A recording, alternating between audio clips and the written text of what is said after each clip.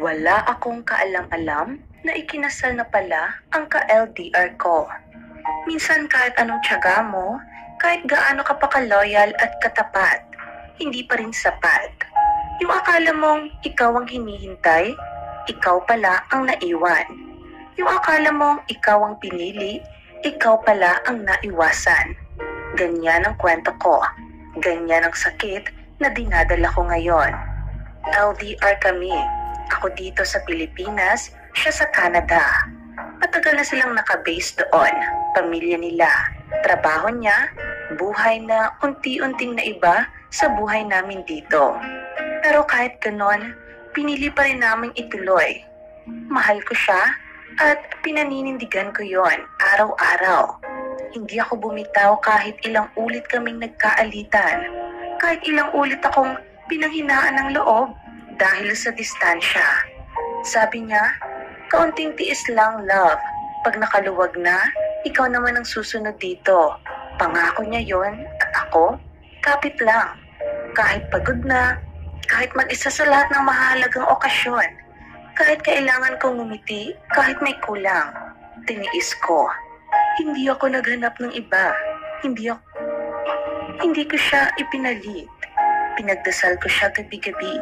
Sinama ko siya sa lahat ng plano ko. Inayos ko ang sarili ko para pagbalik niya, proud siya. Wala akong ibang hiniling kundi ang makasama siya muli sa tamang panahon. Hanggang isang araw, parang binagsakan ako ng langit at lupa. Nakita ko ang isang post, larawan ng kasal. Hindi ako makagalaw. Hindi ako makapaniwala. In denial pa ako. Sinabi ko sa sarili ko, baka hindi siya yon. Baka ibang tao lang na kamukha niya. Pero habang tumatagal ang mga comment at pagbati sa post, mas lumilinaw ang lahat. Siya nga. Siya ang kinasal. At hindi ako ang bride. Wala siyang pasabi. Walang goodbye. Walang closure. Walang paliwanag. Para akong multo sa buhay niyang iniwan. Para akong panaginip na bigla niyang nilimot. Ang mas masakit, hindi lang basta siya kinasal. May nabuntis siyang ibang babae. Isang kapwa Pinoy doon sa Canada. Ayon sa mga nakarating sa akin, nabuntis daw niya ang babae at syempre, hiningi ng pamilya ng babae na panagutan niya ito. Ang ending, kinasal sila.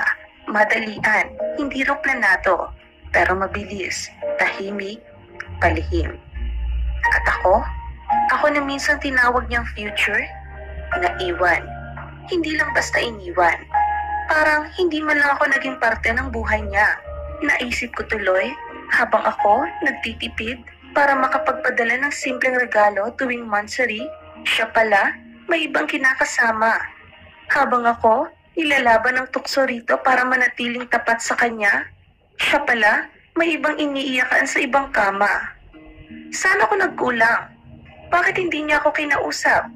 Bakit hindi niya ako binigyan ng pagkakataon man lang na marinig ang katotohanan mula sa kanya? Pinangarap ko ang kasal naming dalawa. Pinlano ko pa kung anong suot ko, kung paano ko siya sasalubungin sa airport pag uwi niya. Lahat ng yon nawala, parang bula. At ang sakit, ako lang ang may alam ng lahat ng plano kong yon. Ako lang ang naghanda sa isang buhay na hindi pala niya kailanman isinama sa plano niya. Ngayon, hindi ko alam kung paano muling bumangon. Hindi ko alam kung kailan titigil ang tanong sa utak ko. Pero kahit ganon, alam ko sa sarili kong wala akong ginawang masama. Nagmahal lang ako ng tapat. Naniwala lang ako sa isang taong hindi pala marunong lumaban para sa akin.